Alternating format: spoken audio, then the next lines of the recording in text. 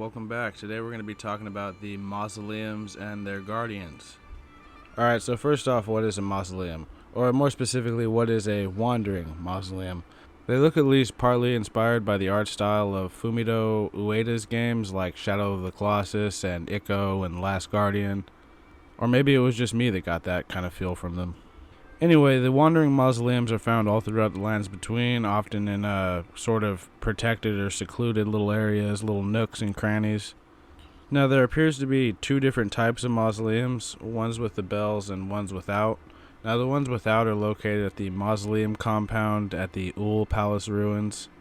And I think the main difference between the two in terms of use and gameplay function is that the ones at the mausoleum compound cannot be used to duplicate demigod remembrances, and only like any other boss that has a remembrance besides the demigods, I believe they can replicate. So yeah, the bellless ones are only useful for stuff like the fire giant remembrance, I believe, like Astel's, the big spirit deer, while the ones with the bells can be used to duplicate like any remembrance.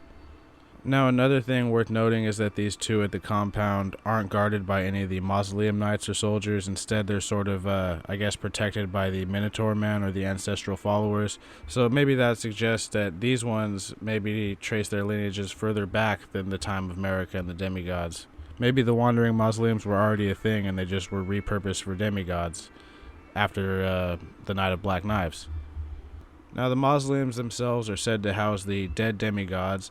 Most of these demigods probably died during the Night of Black Knives, but some probably also died during the Shattering and the wars that followed.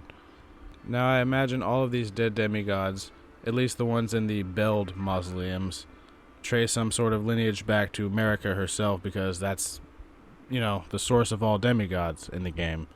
They're all offspring of Marika or, by extension, Radagon. Or in Godric's case, barely descended from them. He just must have managed to get his hands on a great rune somehow. Now, for a little bit of evidence towards my idea that Marika had a hand in the Night of Black Knives herself, is that a spirit refers to one of the mausoleums as housing the dead, unwanted child of Marika. So maybe they're like Marika's bastards and she pulled a Cersei Lannister on her own kid, Or kids, plural. Now, I'm getting a little off subject, but all of these dead demigods are all headless when you go up to their corpses, with their hand reached out towards the sky, which is very similar to this statue that sits above a hero's grave in Landell. And I believe you can find many other statues like this. I was just using that one as an example. So that must mean that the statue depicts Marika holding the corpse of one of her perished demigod children, likely one of the many nameless ones that died either in the Night of Black Knives or the Shattering. But why are the corpses headless? Well, I believe it has to do with its protectors, who are also headless. Now, all of the knights and soldiers were said to be extremely loyal to these dead demigods, and they basically beheaded themselves willingly and volunteered to serve their masters in death. So they became like phantoms, at the cost of their head. You may be thinking, okay, that sounds, from Softian and like a dark fantasy type thing, but how? Is there any explanation as to how they were able to just behead themselves and keep existing? Well, it's often described as a self-inflicted curse of some sort, and it definitely involves these beings known as the deathbirds. Now, I believe you can find a deathbird or a deathrite bird in the near vicinity of almost every single mausoleum that has a bell on it, but they only spawn at night, so you might have missed them.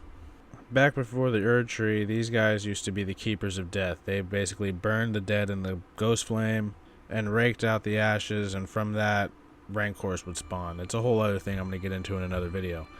But they were basically like the occult keepers of death before the time of the Erd Tree, who still exist in some capacity now, and they even had an outer god. So they were pretty powerful at one point, but they were also buried under the Erd Tree like everything else that existed before it. So someone, I don't know who, probably Miquella though, because of his whole business at Castle Sol, made some kind of deal with the deathbirds and got this hatchet, this sacrificial, this sort of ritual axe-like thing. This axe depicts a deathbird on it, so that's why I assume they must have made some kind of deal with the deathbirds, or they discovered this old deathbird ritual artifact and started using it. It's really tough to say. I like to think they made some kind of a pact with the deathbirds, and they couldn't just do it with just the axe. They needed some kind of knowledge, probably. but it's all really unsaid in the game. So they use the axe to behead themselves, and they gain these sort of like phantasmic, otherworldly like abilities such as like teleportation and phasing, all while remaining headless and sort of like half ghost, half alive type hybrids. Most of them disappear when you kill them, like they just fade away into mist and ash, but the knights don't, and I don't know if that's like an oversight or not, but they just leave their body behind, which is interesting. I would say maybe it's the armor, but then why doesn't that happen to the soldiers too? So, who knows? The Mausoleum Knights themselves adorn their armor with these wing-like ornaments on the back to evoke the image of a deathbird, which is sort of like their progenitor, since they wouldn't be able to exist without the occult magic of the death rites and all that.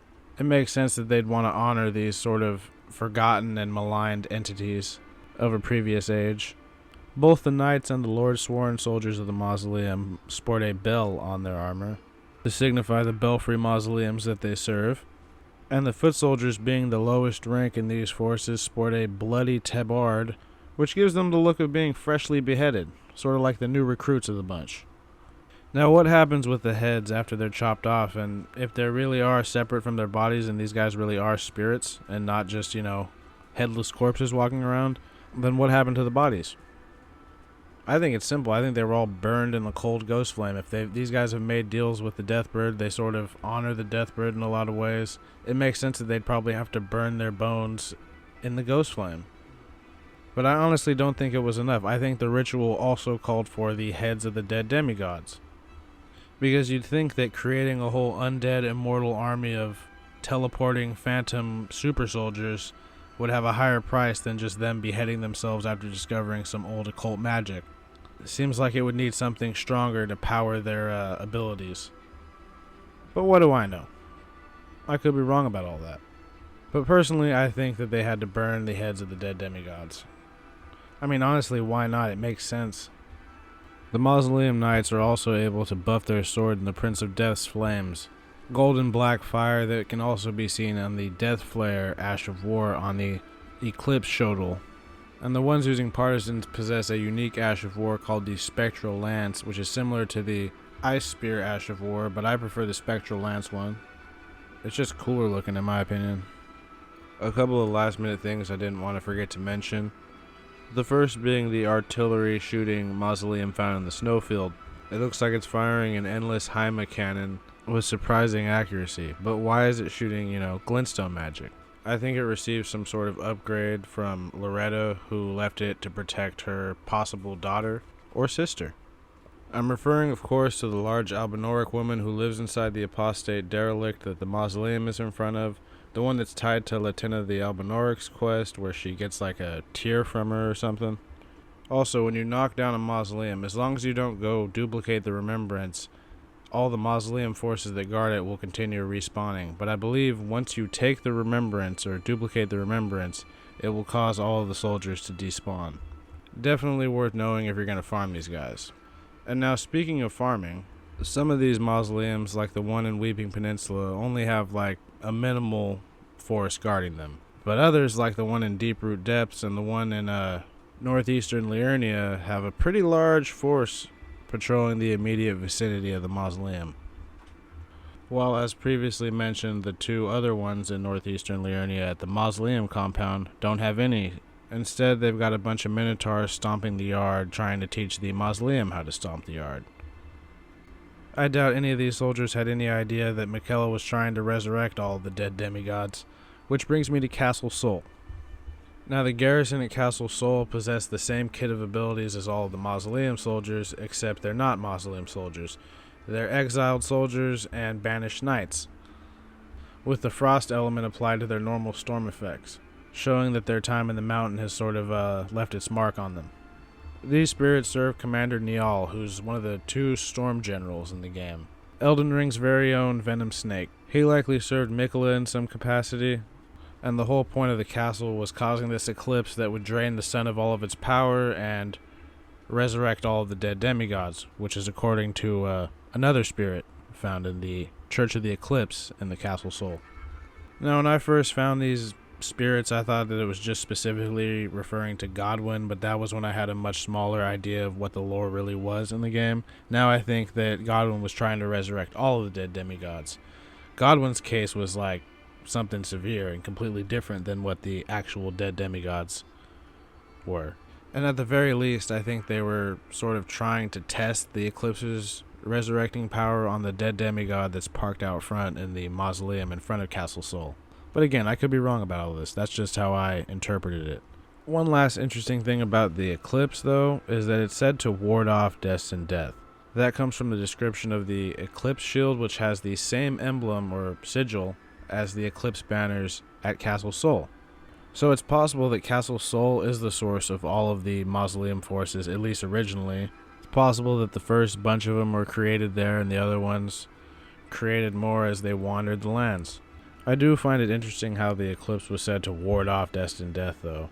It likely has something to do with how the Mausoleum forces and the forces of Castle Sol are able to exist in this state between life and death. One really strange and interesting bit about Castle Sol to me is that the hanging Albinaurics, you know, the ones that are hanging up in the rafters, well, when one of them screeches, it summons 2 large exile soldiers with axes, and when the other one screams, it summons a banished knight with twin greatswords.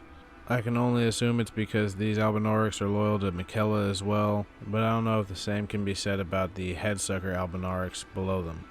But it's almost as if the Albinauric screech acts in the same way as the spirit calling bell does. It even uses the same visual effect.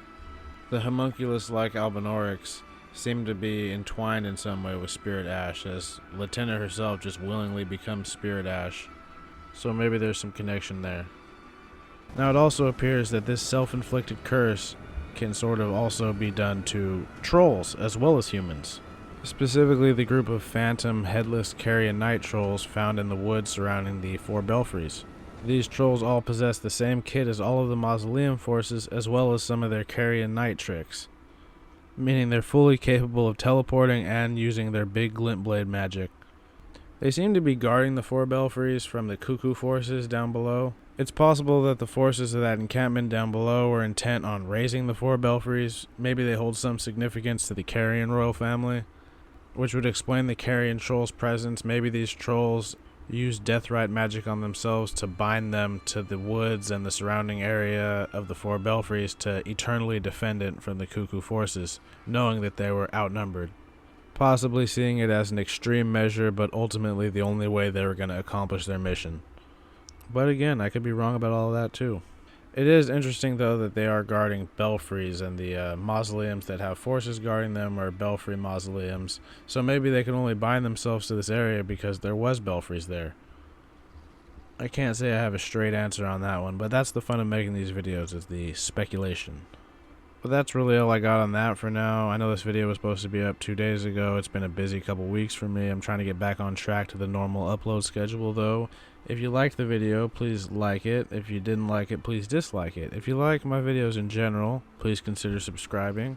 I've got several Elden Ring videos coming soon and a bunch of other new stuff I'm, excited to get into as well. Once I finish Lisa and Metal Gear Solid 2, I got videos on each of those coming, as well as one on Far Cry 2. I could go on just listing the number of things I'm sort of working on, but that would be boring and lame. So with that, I'm going to leave you guys. Have a good one. Be safe. See ya.